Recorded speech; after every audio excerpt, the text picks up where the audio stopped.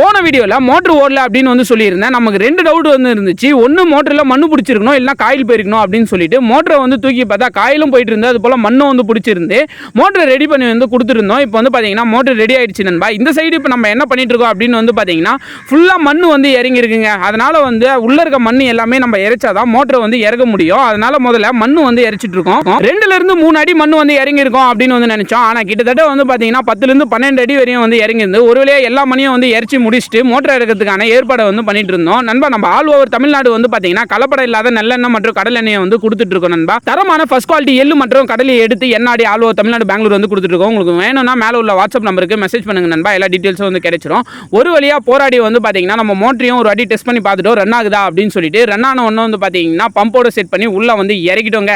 இனி எப்படி மோட்டர் ஓடுது அப்படின்னு சொல்லிட்டு பார்க்கணும். கிட்டத்தட்ட இந்த வேலை வந்து பார்த்தீங்கன்னா ஒரு நாள் ஃபுல்லாக ஆச்சு. ஃபைனலாக மோட்டர் ஓட சொல்லி இன்னைக்கு பார்த்தா கஷ்டம் எதுவுமே வந்து பார்த்தீங்கன்னா தெரியல.